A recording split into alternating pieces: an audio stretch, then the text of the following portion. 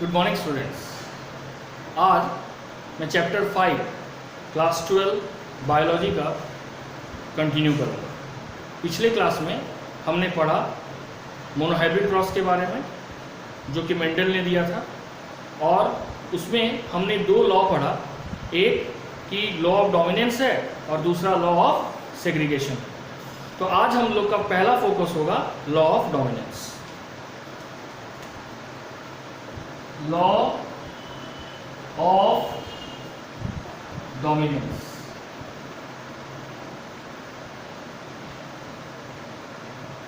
अब law of dominance है क्या? इन अ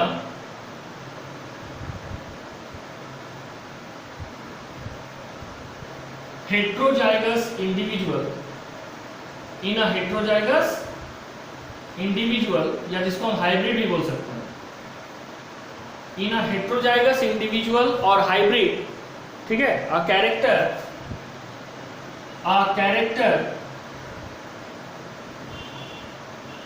is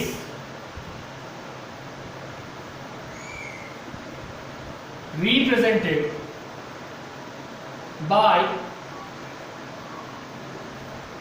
टू फैक्टर्स, है ना, क्योंकि मेंडल को तो जीन पता नहीं था, उसने हमेशा जीन को क्या कहा? Factor. A character is represented by two factor called allele और allelomorph out of the to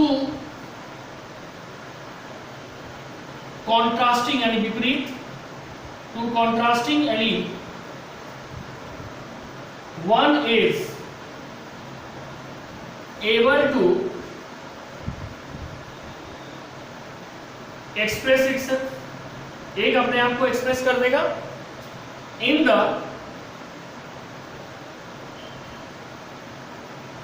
presence of other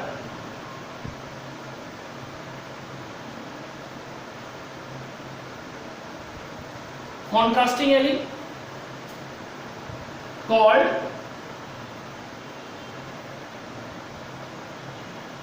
dominant allele, ठीक है, and the phenomenon is called law of dominance, और इसी phenomenon को हम क्या बोलते हैं? law of dominance. अब देखो क्या बोला गया कि एक हेट्रोजाइगस इंडिविजुअल, हेट्रोजाइगस का मतलब जिसमें एक ही कैरेक्टर को दो डिफरेंट जीन मिलके रिप्रेजेंट कर रहा है, उसमें जो कैरेक्टर है ये दो फैक्टर के द्वारा रिप्रेजेंट हो रहा है, और ये दो फैक्टर को क्या बोलते हैं? एलील या एलिलोमॉर्फ। अब इस दो फैक्टर में से दोनों फैक्टर क्या है? एक दूसरे के विपरीत है, इसलिए लिखे टू कंट्रास्टिंग एलील। इस टू कंट्रास्टिंग एलील में से वन के अंदर एबिलिटी है टू एक्सप्रेस इटसेल्फ, कैसे? In the presence of other contrasting allele. एक कॉन्ट्रास्टिंग एलील दूसरे कॉन्ट्रास्टिंग एलील के प्रेजेंस में अपने आप को एक्सप्रेस करेगा, and that is called dominant allele, and the phenomenon is called law of dominance. ठीक है, ये मोनोहाइब्रिड क्रॉस है, इसलिए single contrasting form, two contrasting form of a single character को लिया जाएगा। तो वही जो पढ़ाए थे, टॉल और ड्वार्फ लिया जाएगा, ठीक है। टॉल का हो जाएगा डबल कैपिटल टी, ड्वार्फ का हो जाएगा डबल स्मॉल टी। ये पैरेंटल जीनोटाइप हो गया। अब इसका गैमेट्स बनेगा,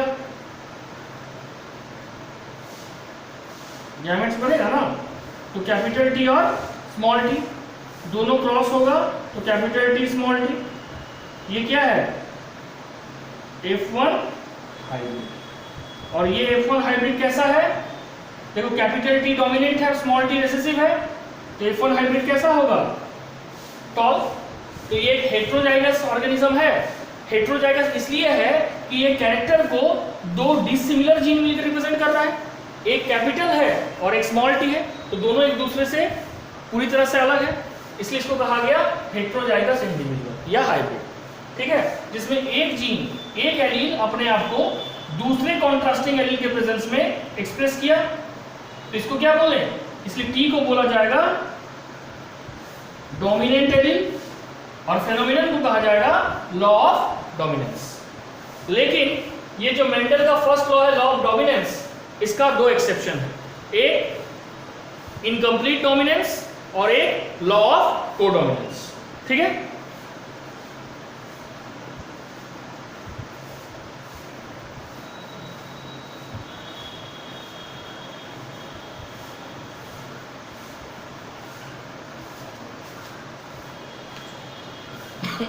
देखो क्या होगा, एक्सेप्शन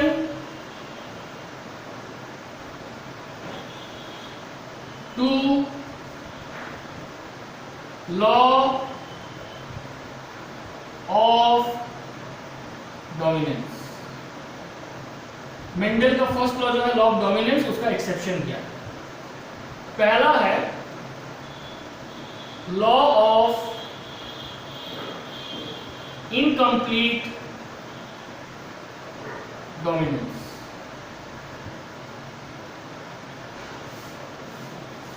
इनकम्प्लीट डोमिनेंस का मतलब क्या हो गया कि it is the phenomenon in which neither of the two allele of a gene can dominate over each other, as a result of which when both the contrasting allele are present together they produce a character or phenotype which is intermediate between the two।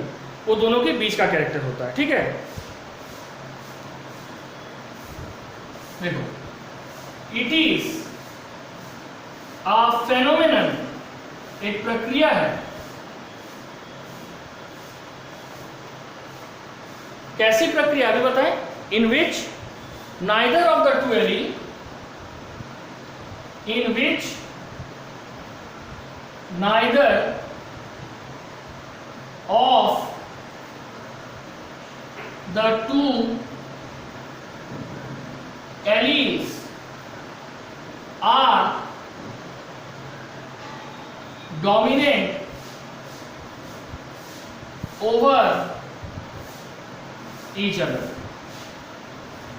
ठीक है, इसमें दो allele में से कोई भी दूसरे के ऊपर डोमिनेट हो नहीं सकता है। मतलब कोई दो कॉन्ट्रास्टिंग एलील एक साथ है जिसमें से किसी भी कॉन्ट्रास्टिंग एलील में ये क्षमता, ये कैपेसिटी है ही नहीं कि वो दूसरे के कैरेक्टर को सप्रेस करे या दबा सके। So when these two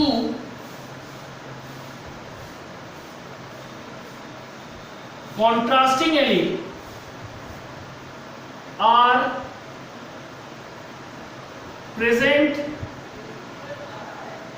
together, so when these two contrasting alleles are present together a phenotype is formed। क्या बनेगा, एक ऐसा phenotype बनेगा which is an intermediate, which is an intermediate between the independent expression of the two allele, between the independent expression of the two allele। देखिए इसमें क्या कहा गया कि इनकम्प्लीट डोमिनेंस एक ऐसा फेनोमेनन है जिसमें neither of the two allele, जो दो कंट्रास्टिंग एलील है, दोनों में से कोई भी डोमिनेट नहीं है एक दूसरे के ऊपर।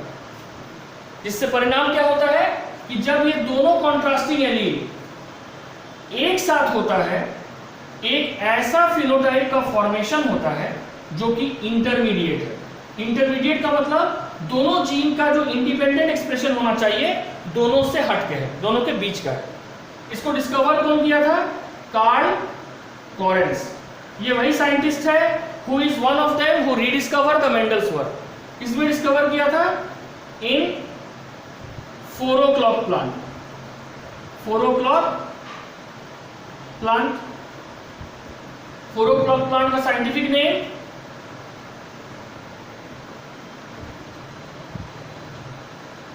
मिराबिलिस, जलापा, और दूसरा क्या किया था उन्होंने, स्नैपड्रैगन, इसका साइंटिफिक नेम था एंटीरिनम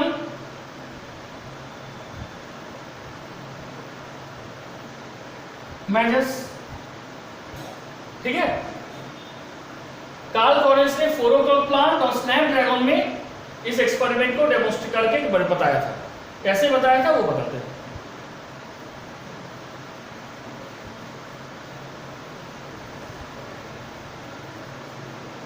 देखो, रेड फ्लावर लिया गया और व्हाइट फ्लावर लिया गया। ठीक है, रेड फ्लावर का कैपिटल आर है, व्हाइट फ्लावर का स्मॉल आर।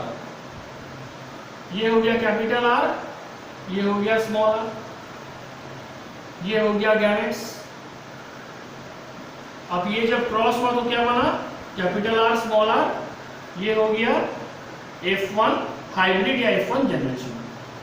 F1 हाइब्रिड क्या बना, पिंक। जबकि अकॉर्डिंग टू मेंडल क्या था कि जब रेड और व्हाइट फ्लावर के बीच में क्रॉस हो रहा है तो फ्लावर या तो रेड होना चाहिए या तो व्हाइट, क्योंकि दो जीन दो अलग अलग पेरेंट्स से आ रहा है, उसमें से एक डोमिनेंट होगा और एक रिसेसिव होगा। लेकिन यहाँ पे क्या हो गया कि जो दो डिफरेंट जीन एक साथ है, यानी दो कंट्रास्टिंग एलील जो एक साथ है, दोनों में से किसी में ये कैपेसिटी है ही नहीं कि वो दूसरे के कैरेक्टर को सप्रेस कर सके या दबा सके। एज अ रिजल्ट क्या होता है, जब दोनों एक साथ होते हैं एक इंटरमीडिएट कैरेक्टर का फॉर्मेशन होता है। अब इसका हम लोग F2 निकालेंगे। F2 क्या होता है, F1 का self crossing, male female, capital R small r, capital R small r, R R से डबल आर, फिर इसके साथ कैपिटल आर स्मॉल आर, इसके साथ कैपिटल आर स्मॉल आर, इसके साथ स्मॉल आर स्मॉल आर। अब देखो, दोनों आर जब एक साथ है तो red, capital R small r एक साथ है तो पिंक, ये भी हो जाएगा पिंक, है ना। और दोनों आर जब एक साथ है, रिसेसिव जीन अपने आप को तभी एक्सप्रेस कर पाता है जब वो पेयर में होता है, तो ये हो गया व्हाइट। अब इसका जीनोटिपिक रेशियो निकालो, genotypic ratio, genotypic ratio means arrangement of gene. तो तीन तरह का जीन अरेंजमेंट है ना, capital R R is to capital R small r is to small r. ठीक है, अब इसमें होगा कैपिटल आर आर है तो एक बार, कैपिटल आर स्मॉल आर है तो एक और दो बार, और आर आर एक बार। अब इसका फिनोटिपिक रेशियो निकालो, फिनोटिपिक रेशियो। फिनोटिपिक रेशियो क्या होगा, फिनोटिपिक मतलब जो कैरेक्टर को हम डायरेक्टली ऑब्जर्व कर सकते हैं, वो ऑब्जर्वेबल और मेजरेबल कैरेक्टर है जो डिस्टिंक्टिव स्ट्रक्चरल या फंक्शनल कैरेक्टर होता है। तो कैरेक्टर भी हम देख रहा, red is to pink is to white. Red colour flower कितना बार आया, एक बार, पिंक कलर फ्लावर दो बार, व्हाइट फ्लावर एक बार। यानी इस लॉ ऑफ इनकम्प्लीट डोमिनेंस में जीनोटिपिक और फिनोटिपिक रेशियो सेम है। लॉ ऑफ डोमिनेंस का फिनोटिपिक रेशियो है 3:1, इसका फिनोटिपिक रेशियो हो गया 1:2:1। ये तो एक एग्जांपल हो गया। जैसे कि झारखंड बोर्ड या कुछ बोर्ड में क्या होता है कि बॉटनी और जूलॉजी दो पार्ट में क्वेश्चन आता है बायो का, उस केस में ये रेड फ्लावर और व्हाइट फ्लावर जो हम दिए, ये किसका एग्जांपल हो गया, बॉटनी का। ठीक है, अब हम लोग इसी इनकम्प्लीट डोमिनेंस में जूलॉजी का एग्जांपल देंगे।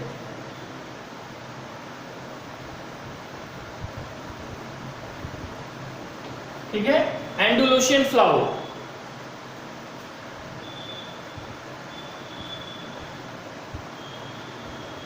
एंडुलोशियन फ्लावर। ठीक है, यह है एग्जांपल नंबर 2। इसमें क्या किया गया कि ब्लैक और व्हाइट कलर के फ्लावर को लिया गया। क्या लिया गया, ब्लैक और व्हाइट कलर के फ्लावर को लिया गया।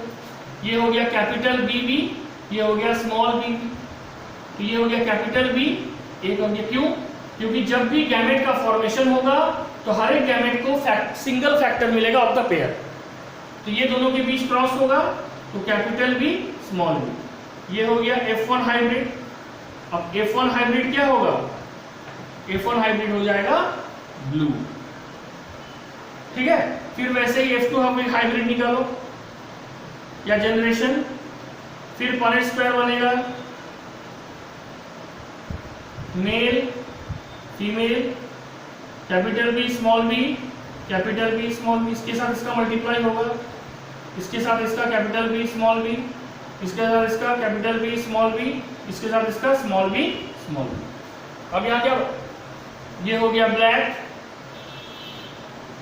ये हो गया ब्लू, ये हो गया ब्लू और ये हो गया व्हाइट। तो इसका जीनोटिपिक रेशियो निकालो। जीनोटिपिक रेशियो क्या होगा? जीन का 3 अरेंजमेंट इसमें भी है, capital B B is to capital B small b equal to small b b. तो ये जीनोटिपिक रेशियो क्या निकलेगा? कैपिटल बी बी कितना बार है? 1 बार। कैपिटल बी स्मॉल बी कितना बार है? 2 बार। स्मॉल बी बी कितना बार है? 1 बार, ठीक है। अब इसका फिनोटिपिक रेशियो निकालो। फिनोटिपिक रेशियो, इसमें 3 तरह का फ्लावर का कलर है, black is to blue is to white. Black कितना बार आया? 1 बार। ब्लू फ्लावर कितना बार आया? ब्लू फाउल सॉरी 2 बार। और व्हाइट फाउल कितना बार आया? 1 बार। इसमें भी वही हुआ, जीनोटिपिक रेशियो और फिनोटिपिक रेशियो सेम है। तो ये हो गया इनकम्प्लीट डोमिनेंस का दूसरा एग्जांपल। अगर जूलॉजी में आए तो हम ये एग्जांपल देंगे, है ना। अगर उसको डिवाइड करके क्वेश्चन है कि जूलॉजी सेक्शन में आए describe law of dominance incomplete dominance, तो हम ये एग्जांपल देंगे, एंडलुसियन फाउल, ठीक है। अब हमारा सेकंड एक्सेप्शन होगा लॉ ऑफ कोडोमिनेंस। को मतलब दोनों एक साथ, ठीक है। It is a phenomenon in which the allele are able to express themselves independently when present together, ठीक है। तो नेक्स्ट होगा second exception, law of codominance. Law of codominance, ठीक है। इसमें क्या लिखेंगे? The alleles which are able to express itself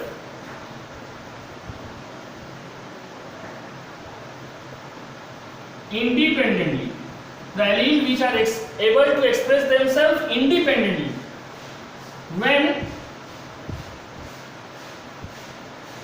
present together, ठीक है। वैसा एलील जो एक साथ है फिर भी दोनों ही अपने आप को स्वतंत्र भाव से एक्सप्रेस कर सकता है, express themselves independently when present together, are called codominant allele and the phenomenon as law of codominance, ठीक है। समझ आया कि वैसा दो एलील जो कि कंट्रास्टिंग है लेकिन वो दोनों अपने आप को इंडिपेंडेंटली एक्सप्रेस कर पा रहा है, कब? जब वो दोनों एक साथ है। तो ऐसे दो कंट्रास्टिंग एलील जो एक साथ होने के बावजूद अपने आप को इंडिपेंडेंटली एक्सप्रेस कर सकता है उसको बोलेंगे कोडोमिनेंट एलील, और फेनोमेनन को बोलेंगे लॉ ऑफ कोडोमिनेंस। इसका पहला example blood group in human. Blood group in human, देखो ह्यूमन में कितना ब्लड ग्रुप होता है? ए बी और ओ। ये चारों ब्लड ग्रुप को कौन कंट्रोल करता है? जीन आई, और जीन आई का 3 कंट्रास्टिंग फॉर्म क्या है? आई ए, आई बी और आई ओ इसको स्मॉल आई से भी रिप्रेजेंट कर सकते हैं, जिसमें से आई ए और आई बी इक्वली पावरफुल होता है और ये दोनों ग्रेटर होता है आई ओ से। ठीक है, तो क्या होगा देखो, ब्लड ग्रुप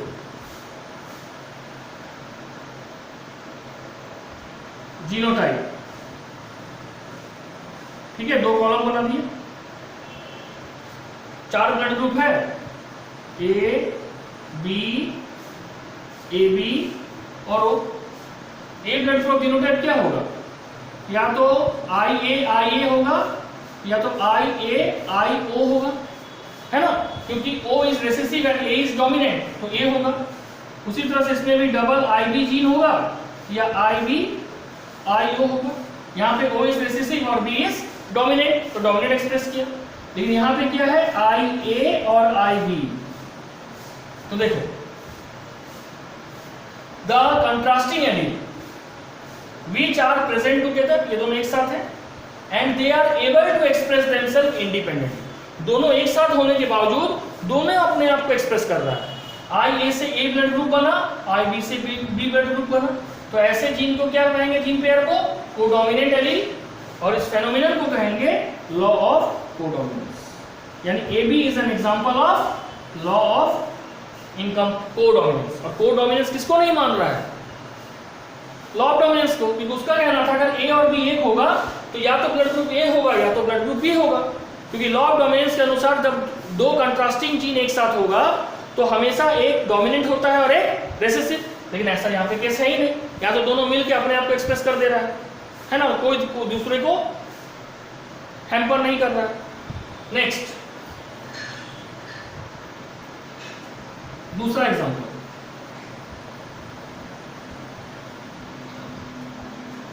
ठीक है, दूसरा है coat colour. Coat colour in short horn cattle. Coat colour मतलब उसके चमड़े का जो कलर है, ठीक है, कैसा है देखो, एक है red coat colour in short horn cattle, और एक हो जाएगा white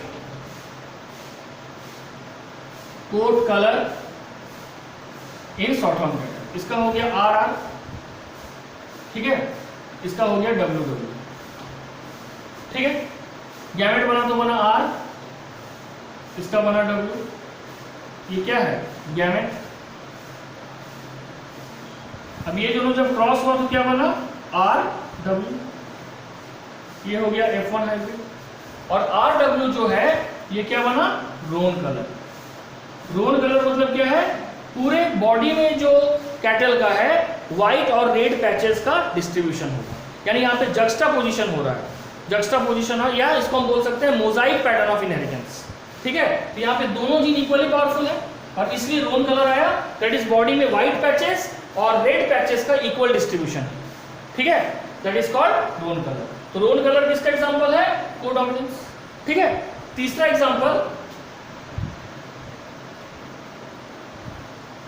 sickle cell anaemia. Third example sickle cell anaemia, ठीक है। थर्ड एग्जांपल क्या होगा, थर्ड एग्जांपल होगा सिकल सेल एनीमिया। देखो नॉर्मली जो आरबीसी है ह्यूमन का वो क्या होता है, स्फेरिकल होता है, ठीक है। लेकिन जब ह्यूमन के 6 amino acid of beta chain में म्यूटेशन होता है तो क्या होता है, जो ग्लूटामिक एसिड है, ग्लूटामिक एसिड है वो वेलिन में कन्वर्ट हो जाएगा, और जब वो ग्लूटामिक एसिड वेलिन में कन्वर्ट हो जाएगा तो आरबीसी का शेप क्या हो जाएगा, सिकल शेप, यानी उसमें हेमोग्लोबिन का क्वांटिटी घट जाएगा क्योंकि सरफेस एरिया घट गया। तो इस तरह के हेमोग्लोबिन कहा जाता है HbS और इसको कहा जाता है HbA। तो किसी भी कंडीशन में या तो इंसान सिकल सेल एनीमिया होगा या तो वो कैरियर होगा, जब वो कैरियर होगा सिकल सेल एनीमिया का, उसमें क्या होगा, जीनोटाइप HbA और HbS, तो दोनों जीन मौजूद हैं, वो नॉर्मल भी है और कैरियर भी है, इसलिए ये क्या हो गया, it is example of codominance. ठीक है, तो ये 3 एग्जांपल हो गया लॉ ऑफ कोडोमिनेंस का। ठीक है, अब हम लोग पढ़ेंगे लॉ ऑफ सेग्रीगेशन, जो कि मेंडल का सेकंड लॉ है।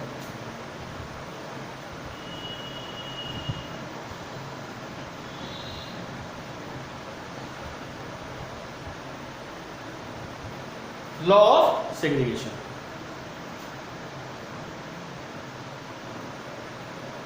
लॉ ऑफ सेग्रीगेशन, ये मेंडल का सेकंड लॉ। इसमें क्या कहा गया, इसमें कहा गया है कि द फैक्टर और allele of a pair, every character is represented bye a pair of gene that is called allele, and this allele separate from each other at the time of gamete formation.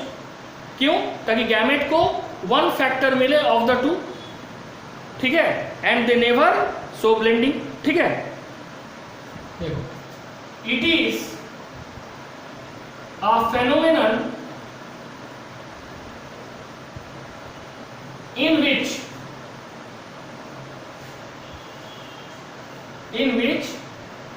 a character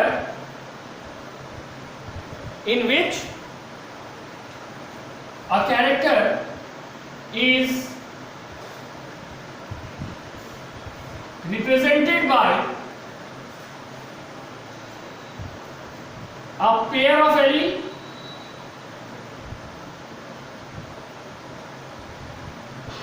during gamete formation,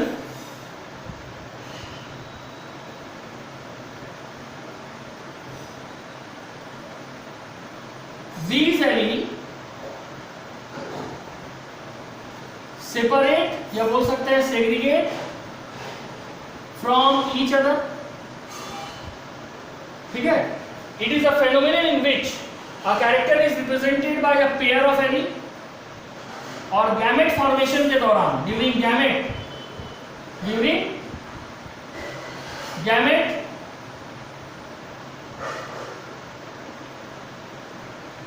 formation this allele separate from each other so that the gamete receive only one of the two factor। ठीक है, and these do not show any blending। ठीक है, तो law of segregation क्या है, एक ऐसा phenomenon है जिसमें मेंडल के अनुसार हर एक कैरेक्टर रिप्रेजेंट होता है अ पेयर ऑफ एलील से, जो कि गैमेट फॉर्मेशन के दौरान सेपरेट होता है। ठीक है, क्यों, ताकि जो गैमेट है उसको सिर्फ क्या मिले, only one of the two factor, और ये फैक्टर कभी भी मिक्स नहीं होते, and they do not show blending. Example फिर वही आएगा, मोनोहाइब्रिड क्रॉस का एग्जाम्पल है, tall dwarf, capital TT, small TT, gametes बनेगा capital T, small T, capital T, small T, ये हो गया F1 hybrid. According to law of dominance, capital T is dominant gene and small T is recessive, तो ये बनेगा toll. ठीक है, अब F2 जनरेशन क्या होगा, F2 जनरेशन में सेल्फ क्रॉसिंग होगा, capital T small T, capital T small T, तो capital T capital T, capital T small T, फिर इसके साथ इसको करो कैपिटल टी स्मॉल टी, इसको करो स्मॉल टी स्मॉल टी। अब देखो, जब कैपिटल टी है तो क्या होगा, tall, capital T small T है तो ये भी टॉल होगा, लेकिन इसको हम हाइब्रिड टॉल बोलेंगे, इसको भी हम बोलेंगे हाइब्रिड टॉल, और दोनों स्मॉल टी होगा तो क्या होगा, ड्वार्फ। है ना, यानी इसका जीनोटिपिक रेशियो क्या निकलेगा, जीनोटिपिक रेशियो क्या निकलेगा, जीन का अरेंजमेंट कितना है, 3 तरह का, capital T, capital T small T, small T small T. Capital T कितना बार आया, कैपिटल टी तो 1 बार आया तो 1, कैपिटल टी स्मॉल टी 2 बार आया, स्मॉल टी 1 बार आया। अब इसका फिनोटिपिक रेशियो निकालो, फिनोटिपिक रेशियो निकालेंगे। फिनोटिपिक रेशियो में क्या होगा, 2 ही तरह का प्लांट दिख रहा है ना, टॉल इज टू ड्वार्फ, 3:1, क्योंकि हाइब्रिड टॉल बोले या टॉल बोले, 1 2 3 टॉल है और 1 ड्वार्फ है।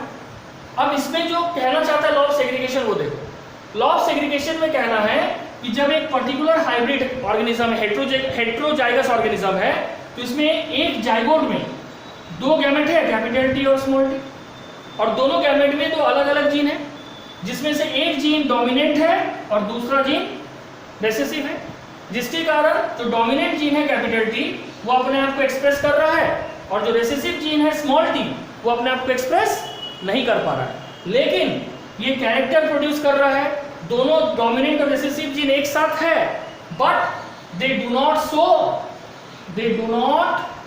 Show any blending. ये दोनों कॉन्ट्रास्टिंग जीन एक दूसरे के साथ मिक्स नहीं हो रहा है। इसका प्रमाण क्या है कि जब हम F2 जनरेशन कर रहे हैं तो जो F1 में जो कैरेक्टर रेसेसिव था यानी ड्वार्फ, जो यहाँ पे सप्रेस हो गया था, वही कैरेक्टर F2 में फिर से रीअपियर हो गया। और ये रीअपियर होना तभी संभव है when the gene which are crossed they are pure for their character.